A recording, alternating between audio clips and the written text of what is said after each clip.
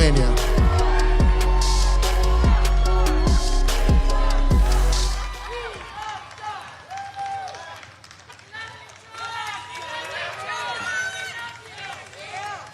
Johnstown! How are you, Johnstown? Cambria County! Cambria County. Joe Biden knows that there's a lot more to Pennsylvania than Philadelphia and Pittsburgh. The heart and soul of Pennsylvania is in places like Cambria. There's other counties here tonight. Armstrong, where are you? Armstrong. Butler. Lawrence County, where are you? Lawrence County. Fayette. Indiana, coming to Indiana. Somerset. I see Somerset in the house. You know what? Pennsylvania has 67 counties. But tonight, in Cambria, we got 46 coming out tonight. Joe Biden understands what's at stake. Joe Biden understands that we need to restore the soul of this nation. What did you see last night in that debate on the other side? I'm nostalgic for the days when the scandal was Al Gore side too heavily at George Bush one night. You remember those days? Empathy, compassion, healthcare, environment, the union way of life, all the things that Vice President Biden stands for. It's all on the line. The most consequential election of our lives. And I am so honored to be here with you, not far from my home, in Johnstown, to welcome the next President of the United States and his wife, Dr. Biden. Thank you.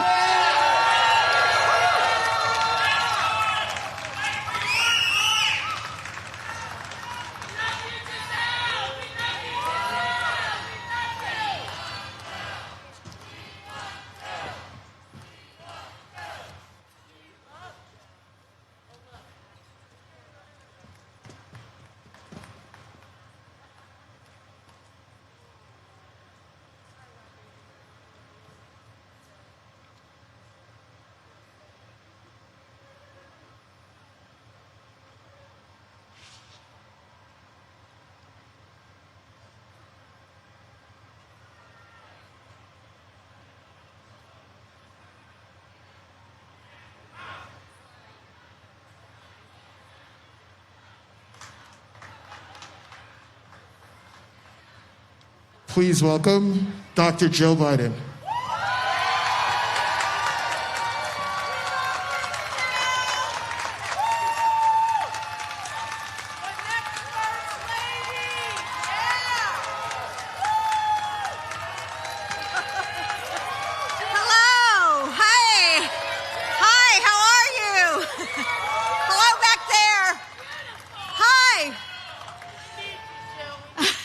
Thank you.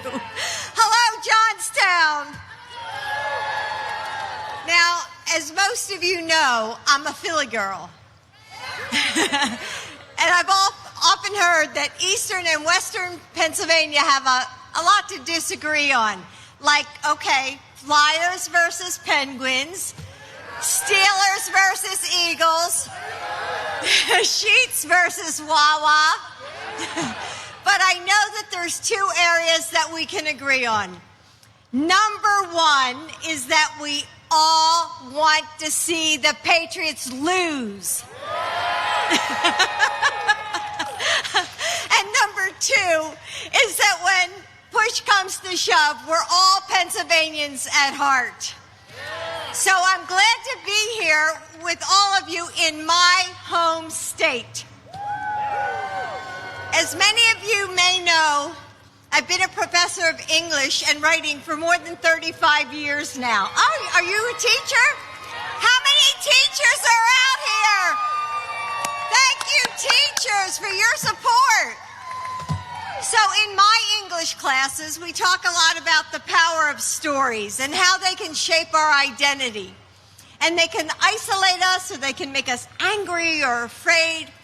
But we have other positive stories to tell too. And one of those stories is my dad's. He was a signalman in World War II. And just like so many veterans and military families, my dad's service shaped the rest of his life. How many military family members are out here? Thank you. Thank you for your service. So my dad was from a working class family, the grandson of Gaetano and Concetta Giacoppa, Italian immigrants who came here for a better life. And thanks to the GI Bill, my dad was able to go to business school in Philadelphia. And he eventually became a bank president when my mother stayed home and raised 5 daughters. So that was my family's American dream, a life where military service meant educational opportunities, where with hard work, the grandson of immigrants and the son of, my grandpapa was a delivery man, could join the middle class and could have a career that he really felt proud of. But my family wasn't unique. Just a few hours away in Scranton, Pennsylvania, Joe saw the power of the American dream in his own family. A boy from Irish immigrants who would one day become vice president and run for the highest office in the land. In so many ways, this election is about those stories and how to make sure that every family in America has the same opportunities that Joe and I had. But right now, we're falling short. Over these last few years, so many Americans have talked to me about what keeps them up at night. They're worried about paying for your prescriptions, working multiple jobs to cover their bills, scared that a shooting could happen at their child's school, and now grieving the devastation of this pandemic. There are those who want to tell us that our nation is just hopelessly divided, that our differences are irreconcilable, that our communities are fractured and beyond repair. And beneath that, there's another message. Not that one. Your voice can't fix it. Your voice won't change it. And how about this one? It is what it is. Remember Trump said that about all the people who have died from the pandemic? Just look at what we've seen over these last few months. We're coming together and we're holding on to each other. We're finding mercy and grace in the moments that we might once have taken for granted. We're seeing that our differences are precious and that our similarities are infinite. Democrat and Republican, urban and rural, our communities are showing that the heart of this nation still beats with kindness and courage. We don't agree on everything, and we know we don't have to. We can still love and respect each other. We care more about people than politics. And we know we're not fractured. We're not broken. We're just becoming something new. We just need steady leadership to help us heal and move us forward. And didn't you see that last night in the debate against Donald Trump? That's my husband, Joe Biden, that steady, calm leader. He will be a president for all Americans, and he has a plan for all Americans. He and Kamala Harris have the fortitude to lead us out of Donald Trump's chaotic America. They have the character to help us heal and the vision to rebuild for a future that is better than ever. But they can't do it without you. Because this is it, guys. This is it. There are no do-overs. We can't sit back and just watch what happens. We have to decide what happens. Thank you. Cynics play to our fears. They tell us we can't make a difference because they don't want us to try. They know that together, our voices are more powerful than they ever could be. And we have to show them our power. We have to believe that our communities are stronger than the challenges that we face. Because you are. We have to believe that our votes matter because they do. We have to show up right now, put our shoulders back, and work like we've never worked before and fight for our country. So will you join us? Will you prove the cynics wrong? Will you help show us that our nation will never settle for less than our highest aspirations? Will you stand with Joe Biden and Kamala Harris? Because when you do, Pennsylvania, I know that we will win. So thank you for all that you do for your communities. Thank you for showing up now when it matters the most. And most of all, thank you for your faith in an idea that's bigger than any one of us. And that is that we will build a better nation because we're going to do this together. So thank you, Pennsylvania.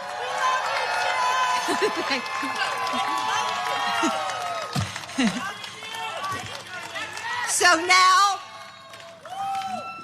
I think I'm supposed to introduce my husband. So, Joe, where are you? Oh, no, I'm not. Oh, okay. Maybe somebody else's. Thank you.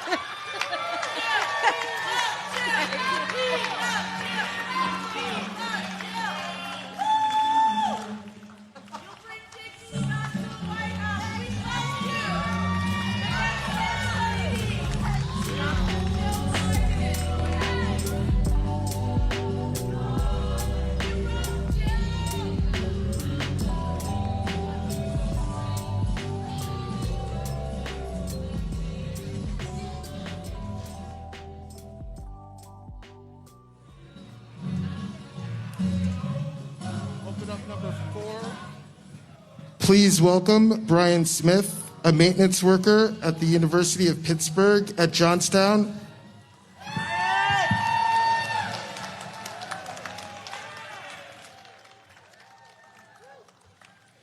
Good evening.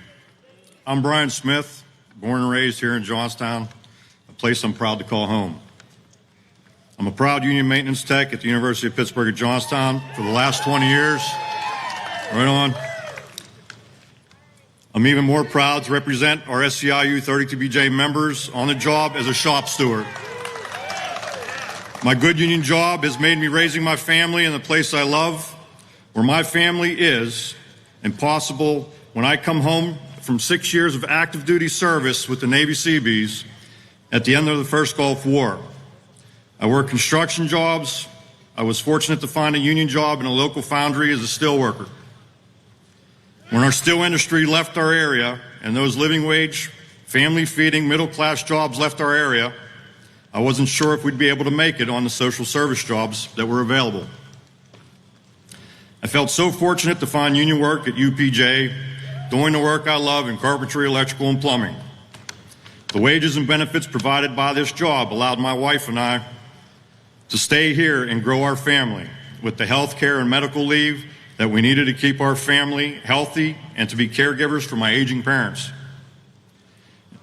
Because of my good union job, our son graduated from UPJ and our daughter is in her sophomore year, a benefit that not only provided their tuition, but will impact their success and earning potential throughout their lives. I'm proud to serve my members on the job every day, and I'm proud of my wife's and mine military service. We come from a long family of history, military service. We have the strongest military in the world because we understand that our military is only strong as our weakest link. The same goes for our unions, brothers and sisters. And we need a commander-in-chief that will strive for that unity to strengthen our country instead of creating division, only weakening our collective power. I know who will be that leader for the working people, and that is Vice President Biden. And I say welcome to the great city of Johnstown. Thank you.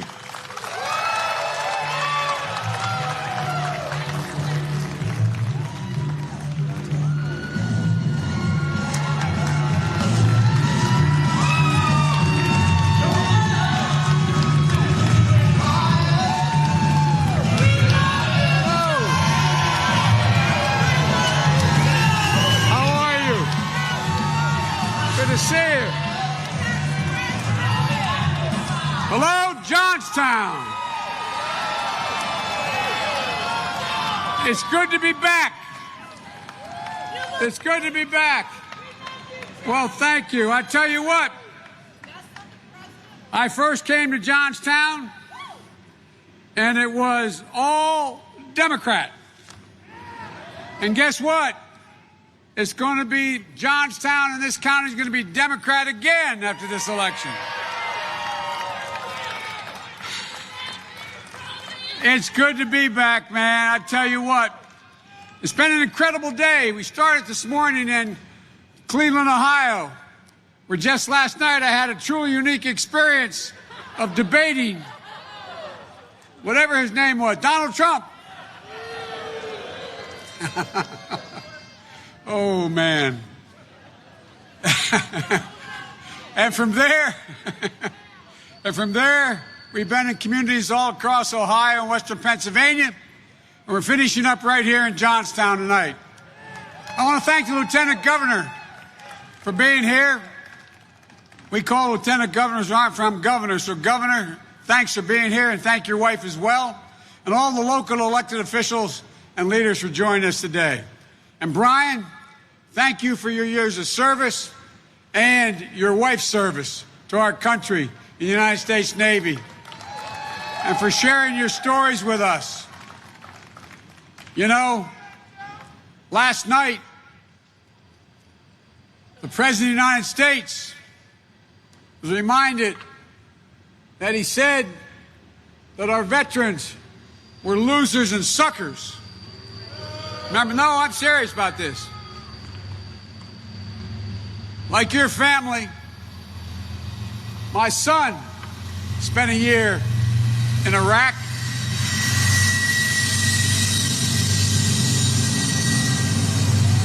By the way, that's a good thing. It's still running.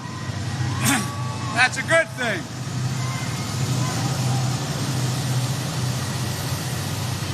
And like, he came back decorated with the Bronze Star, the Conspicuous Service Medal. And I thought it was despicable that Donald Trump referred to everyone from my friend and colleague and my competitor, John McCain, straight through to my son and others. It's despicable. The man doesn't deserve to be Commander-in-Chief of the United States military. But I want to thank the good people at Amtrak who have been keeping me moving today, quite frankly, my whole career. I started by taking the train when I got elected as a 29-year-old kid to the United States Senate. I started going back and forth every single day so I could be home in Wilmington every night with my two young boys as a single dad after I lost my wife. 2 hours each way, nearly 250 miles every day. So I could be there for breakfast with the boys. Wasn't Ozzie and Harriet stuff, it was just sort of, you know, cornflakes. But at least I got to be there and later with my daughter, kiss them good morning, and go home and kiss them good night. That train brought me back to my home base every single night, to my family. It kept me grounded. It kept me connected. It meant I always remembered what and who really mattered in my life. And riding that train all those miles every day, and I've spent, as the conductors have informed me, over 2,100,000 miles on Amtrak. At least they should have named they said, Biden, they named a station after you. They should have named the whole damn road after me all those times. All kidding aside, but seriously, it's a true story. I'd ride home at night after a debate in the United States Senate about fair tax policy or about health care or about unions that I was fighting for. And I'd look out, I really mean this, I'd look out like I did coming from Cleveland today. I'd look out at all those homes I'd pass, those middle-class neighborhoods like I was raised in. I was raised in like a lot of you, I expect, in a 3-bedroom home, split-level house, 4 kids, mom, dad, and a grandpop living with us. And I tell you what, I'd wonder if they were having the same conversations my mom and dad had when we were growing up. Sitting there wondering, you know, honey, we need 4 new tires on the car. But we can't afford it. Got to wait another couple months before we can get them. Or, you know, who's going to tell them we might not have the money to help them go back to the university this semester? Who's going to say it? Or maybe we're going to have to worry about whether or not they turn the electricity off because we're behind on our bill because the job changed or I lost my health insurance. They're the conversations that people having today. Fact of the matter is, the vast majority of people in the middle class, over 50%, said if they got a bill for $400, it was unexpected in 1 month, that they have to borrow the money or sell something to pay it. I think about their struggles and their worries. I think about their hopes and their dreams. I talked to the other passengers on the train, and I got pretty friendly with some of the conductors. I learned about their lives and their families. It was a constant reminder that every single person has their own unique story, their own journey. And in my experience, everyone just looking for a chance, not a guarantee, just a chance to get ahead, just a fair shot, an equal opportunity to pursue their dreams. And that dream's getting further and further out of reach for so many folks here in Johnstown, my hometown of Scranton, Claymont, where I was raised. It's getting harder and harder. And that's what I've seen today at every stop on that train. From the folks who joined me on this trip, I spent time with a dedicated elementary school teacher from Lordstown, Ohio, who spoke about how the GM plant, remember the president said, don't sell your homes, everything's going to be okay in Lordstown, everything's going to stay. But that GM plant closed, and guess what? It devastated the whole community. About how her own husband had to accept a transfer to a plant in Kentucky, an 8-hour drive each way, only home on the weekends, just in order to maintain his health care and his pension. Now he drives 16 hours every weekend to see her and the kids. I listened to an incredible young woman, a mother of 4, at home, a health aide, and a nursing student. Talk about how worried she is that no one is looking out for the caregivers in this country. The people who, so many of them, have literally risked and given their lives so that we'd be okay, especially during this pandemic. I saw steel workers and iron workers whose union brothers and sisters built Pittsburgh, the famous bridges, proud operating engineers who keep the engines of our economy pumping. I heard from union members who've gotten a raw deal so many times, and so many more at every stop that I met. Just hard-working people like all of you. Well, folks, the folks who played by the rules, paid their fair share their whole lives. Folks who've never asked for a single thing to be given to them, just a chance to earn it. Folks There couldn't be a more stark difference from what I saw last night in that debate stage. Self-entitled, self-serving president who thinks everything is about him. He thinks that if he just yells louder and louder, throws out lie after lie after lie, he'll get his way. He thinks we'll forget. Well, he picked the wrong guy. I don't forget. I don't forget that in February, he's on tape as acknowledging he knew how serious this pandemic was. He knew how quickly it would spread, the thousands of people it could kill. But he forgot to say a single thing to us. He kept it secret because he's more worried about the stock market collapsing than about the over 205,000 people who have died. He didn't say a word. What did he tell us? He said it'll be gone by Easter. It will go away in the warm weather. He told us it would just go away like a miracle.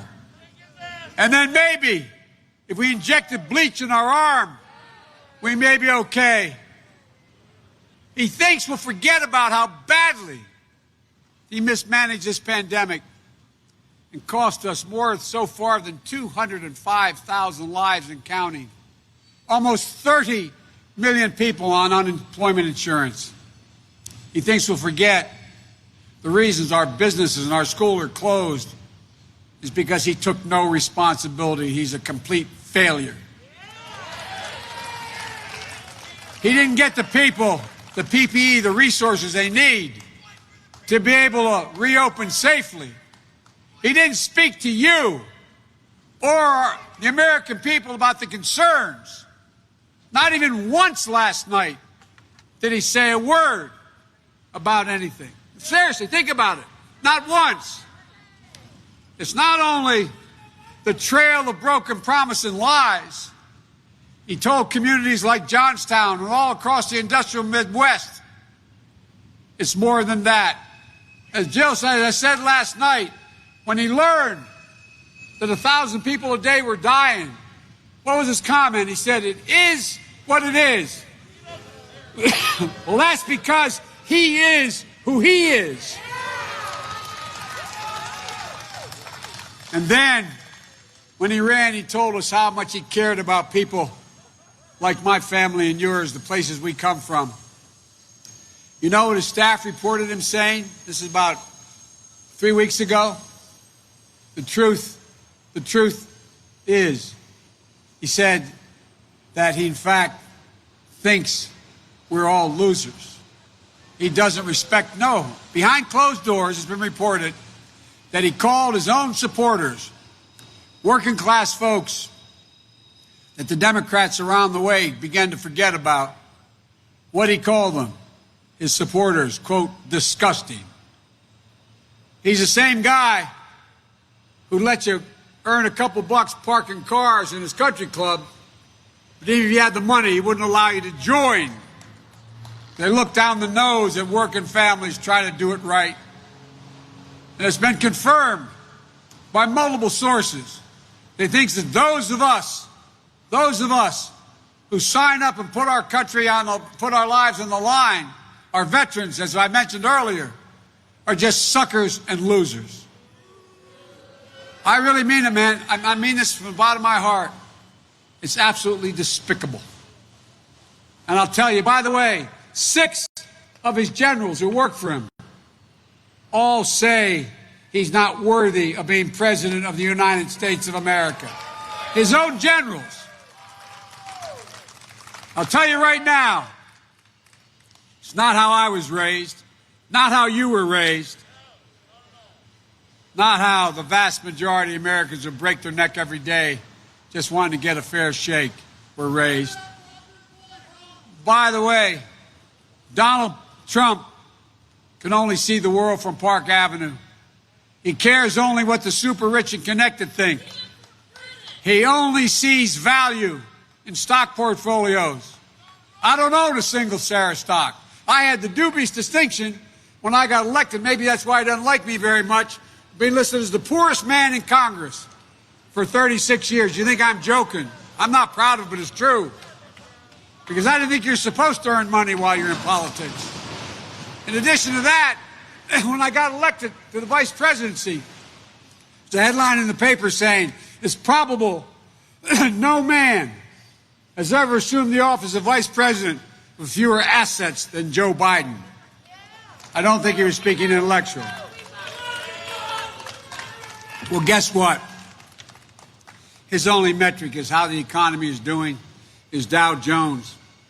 It doesn't matter if communities like Johnstown are still hurting, and he doesn't have a plan to help you or get back on your feet or deliver relief to the people who most need help. He's too busy planning for his next big tax giveaway to the 100, this true story. Billionaires made $300 billion more in this pandemic. Fact. And now, you know what his new tax plan is? He's proposing another $30 billion tax cut for billionaires by reducing what they call capital gains to 15%. They'll be making billions and paying at a lower rate than a firefighter, a school teacher and a firefighter together. Lower rate. The 100 richest folks in this country, 100 richest folks in this country are, in fact, own more wealth than about half the population. You know, it's time when nearly 30 million people are on unemployment. 100 million people, he's trying to take away your health care. 100 million people with pre-existing conditions. He's going to court a week after the election to try to eliminate the Affordable Care Act. By the way, if we made a movie about this, they think it's just all fake. It couldn't be possible. In the middle of this pandemic, when you have 7 million people infected, 40,000 a day becoming infected, 750 to 1,000 a day dying, and his one goal is take away health care. Not a joke. Not a joke. 10 million people have already lost the health care provided by the employers because the employers have gone out of business. 10 million. And 20 million people, if he gets his way, I think it's on November the 7th, 8th, 9th, or 10th when they go to the Supreme Court. 10th, they'll lose. 20 million people will lose their health insurance. More than 100 million people with pre-existing conditions will, in fact, be charged more for their coverage. You know, what's going to happen is, in addition to that, when they eliminate the Affordable Care Act, we're going to be able to charge women more money for the same procedures men get charged for. No, not a joke. That's what the law he wants to eliminate will do. Pregnancy will become, again, not a joke, a pre-existing condition, which you get charged a great deal more for. Folks, you know, we can't let that happen. He's too busy trying to salvage his founder and re-election campaign to understand that people don't want a superficial temporary tax cut on their withholding tax because guess what? It gets taken out of Social Security. You know what the Social Security actuary said? If his plan goes through, Social Security will be totally bankrupt by 2023. I know this sounds ridiculous. Remember I told you, and Paul Ryan was there, they wanted to cut Medicaid and cut Social Security. That was in their budget. That's what they want to do. I don't know where these guys come from. Look, I've dealt with guys like Trump my whole life. Guys who look down on us because they've got a lot of money, inherited it. Guys who think they're better than you. Guys who, as I said, might let you park your car in a country club they own, but never let you join or come in. Guys who inherited everything they've ever gotten and then squandered it. I see the world from where I grew up in Scranton. Not a joke. You see it from a different perspective, but Johnstown, or any town we stopped in today, is filled with people who are busting their necks to do right by their families every day. They aren't worried about the stock market. They're worried about putting food on the table every night. They're worried about making the rent. They're worried about being 20 million people are worried they won't be able to pay their mortgage payment this month. 20 million. My mom used to always say, Jean Finnegan Biden from Scranton, she said, Joey, remember, look at me, Joey. Nobody is better than you, but everyone is your equal. He doesn't get that. When my dad had to leave Scranton when there were no jobs and moved to Wilmington, he didn't have to commute like the woman I met today, her husband, 8 hours each way, but he had to commute back and forth from Wilmington every weekend, and that was only a 3.5-hour drive each way. But when we got to Delaware and finally were able to buy a house 3 years later, my dad used to say, Joey, a job's about a lot more than a paycheck. It's about your dignity. It's about respect. It's about your place in the community. That's what was missing today. Providing dignity to the work we do. Those are the values that shape my life. And when it gets down to it, I think this whole campaign gets down to Park Avenue versus Scranton, Park Avenue versus Johnstown. Trump may think there ought to be a different set of rules for him and his rich buddies. Rules that get them out of taxes, get them out of responsibilities, get them out of consequences for every one of the mistakes they make. But I don't think so. I think it's about time we start rewarding work and not wealth. I think it's about time families get a break and the super wealthy and corporate America start paying their fair share. You know, they're still going to do well even if they pay their fair share. But here's what I know. Donald Trump will never understand. Wall Street didn't build this country. CEOs didn't. The middle class built America, and unions built the middle class. That's my plans are about helping communities like Johnstown and Scranton and Claymont and places I grew up to build back better. I'm here today to say to you that I'll do as president what Donald Trump hasn't. I'll fight for you, not for the corporations, you, your jobs, your families. Not only going to build back, we'll build back better. It's all about injecting life and capital back into places like Johnstown. And it starts with a simple proposition: buy American. The federal government spends $600 billion of your taxpayers' money every single year on everything from military equipment to steel railings to buildings to highways, cars and trucks and federal fleets. When I'm president, we're going to make sure that every one of those products, every single piece that goes into any of those contracts is made and built in America. I'm serious. We can do this.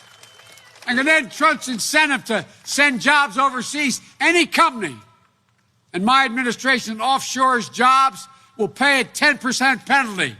And any company that brings jobs back or reopens a closed factory like those around Johnstown will get a 10% credit and an incentive to build back. You know, look, we're going to direct billions of dollars in revitalization funds and competitive grants to help places like Johnstown compete for new businesses and startups. We're going to make 4 years of public education, 2 years of community college free for families making less than $125,000. We're going to lower health care costs by increasing subsidies for your premiums so they're lower, slashing the cost of prescription drugs by literally as much as 60%. And you say, how you do that, Joe? Well, we're going to do a system that sets up an expert panel of 25 people for every new drug that comes on the market, you have to go before that group of experts. They'll set the price based on your investment, just like you do for utility.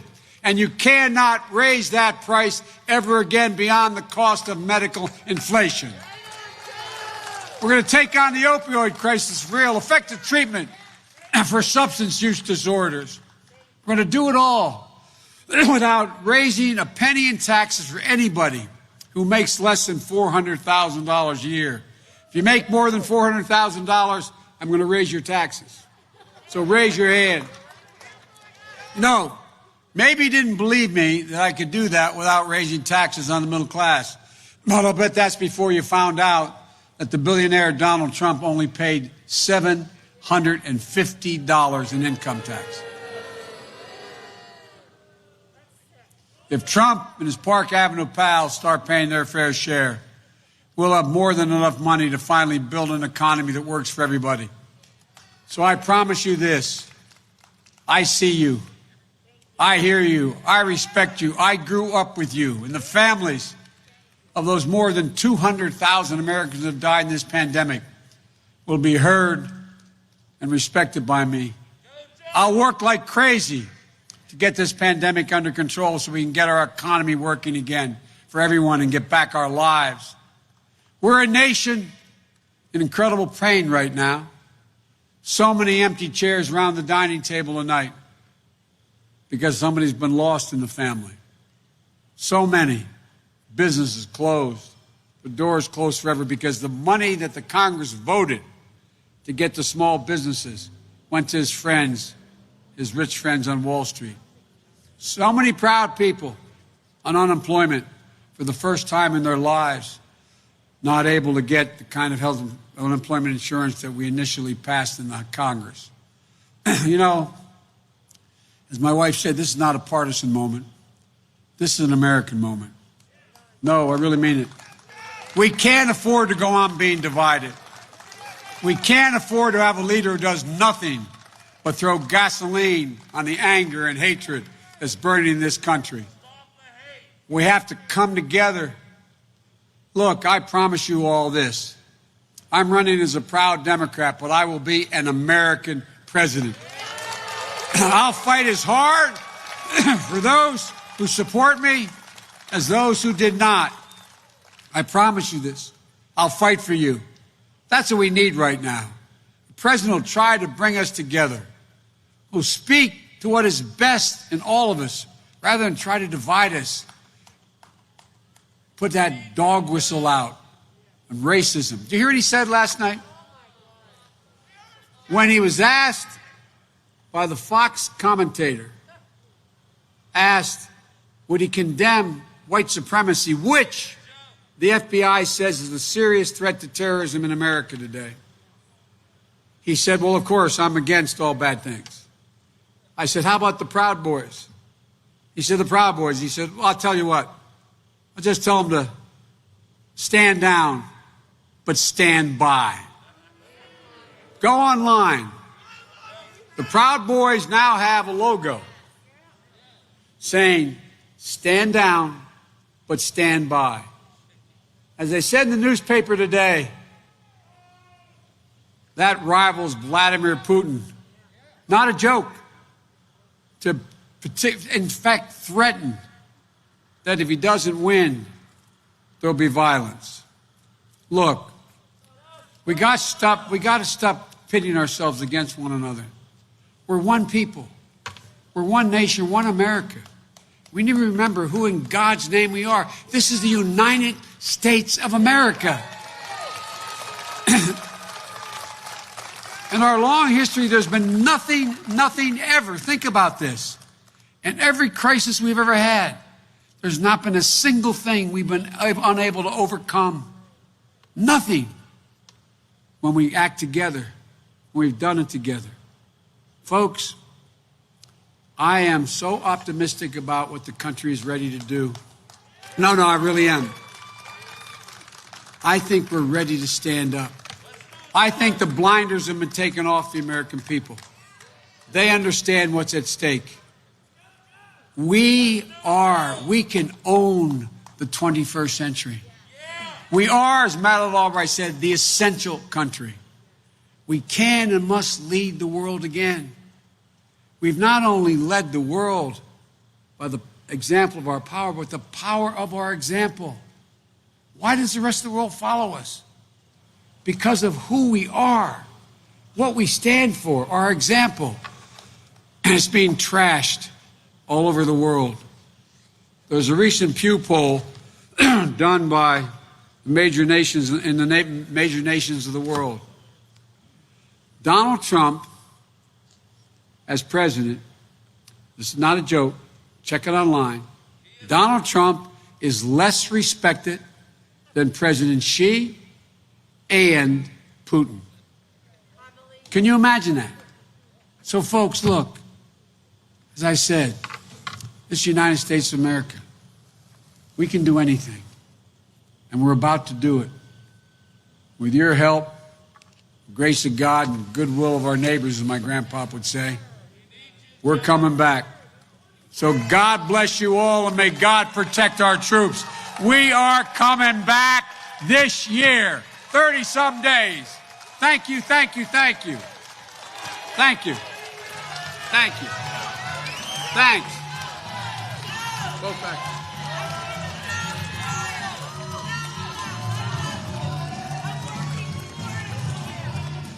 Thank you. Thanks, everybody. Thank you.